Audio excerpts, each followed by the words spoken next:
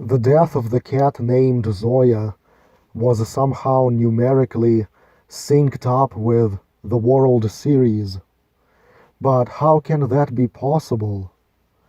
Zoya equals 67 and 14 in Gematria, and she died 14 days before the Braves won the World Series. As you can see, Braves equals 67.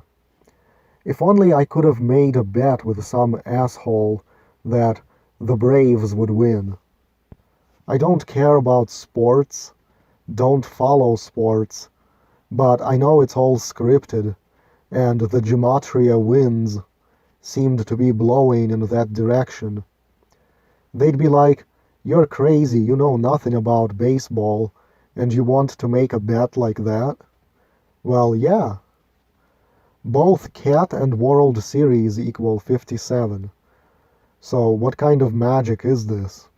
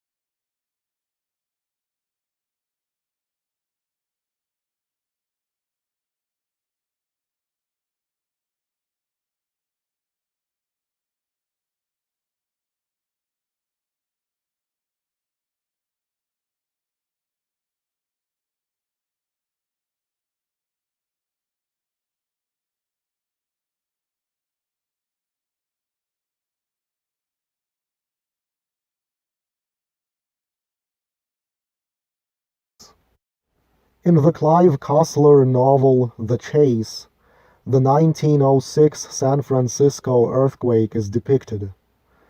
It turns out there are clues hidden within the novel that pertain to the earthquake depiction that spawned numerical values that coincide with all the numbers I've found pertaining to that earthquake in my previous decodes about it, therefore proving that that earthquake was not an act of nature. All famous authors are agents of the system. They put puzzle pieces into their stories. Now you need to rewatch my previous videos on this earthquake to familiarize yourself with the numbers. The earthquake happens in chapter 37 of the book, so start reading there. Now, what if I were to tell you that directed energy weapons existed as far back as 1871? Directed energy weapons that can make wildfires and earthquakes. Well, let me introduce you to the Great Chicago Fire, which was caused by a directed energy weapon, probably one of the first fires to be made by a Jew. And that was long before Tesla came to the United States, which I believe he came in 1884. It is no coincidence that you will see deliberate references to the Great Chicago Fire during the San Francisco earthquake in this novel. You see, the 1906 San Francisco earthquake was on the 108th day of the year, and the Great Chicago Fire was on October 8, a date that spells the number 108. Great Chicago Fire equals 135. like the quote from Ignatius of Loyola, the founder of the Jesuits, who said, "Go forth and set the world on fire." And as before, I point out that directed energy weapon equals 108. It also equals 216 and 324. So file away those numbers for later. Another funny clue in The Chase is how Isaac Bell spots the actor John Barrymore helping clean up the city after the devastation. Again, it is a clue because they did not insert this famous person into the book by coincidence either. You see, John Barrymore died on May 29, 1942. May 29 leaves 216 days in the year. The number 216 is extremely significant to the earthquake decode. You need to go over my older videos about it. Tesla equals 216 in the Jewish cipher. And the earthquake began at a time when 21.6% of the day had elapsed. And you can measure 324 days between the death anniversary of John Barrymore and the earthquake anniversary date.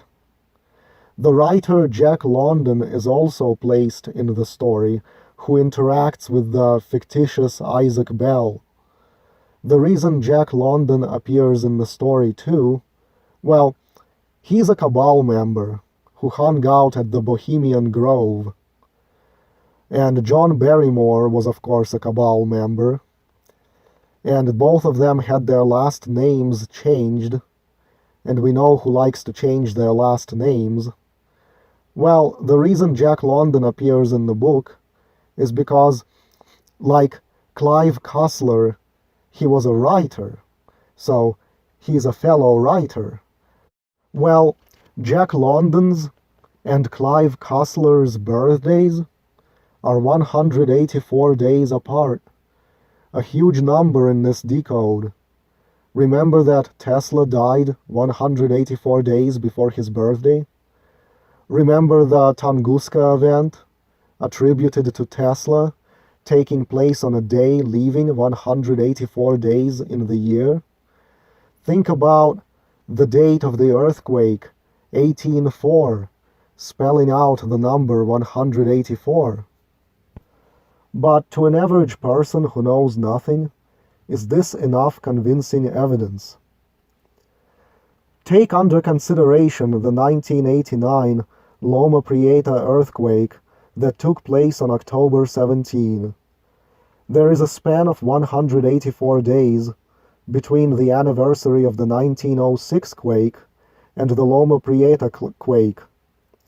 That earthquake struck at 5:04 p.m.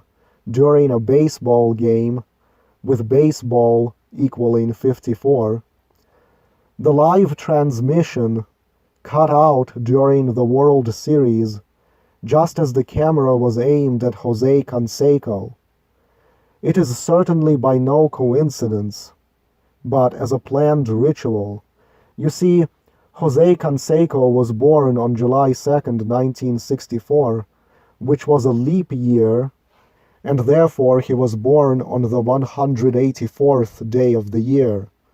Therefore the earthquake happened 107 days after his birthday, or on the 108th day of his age.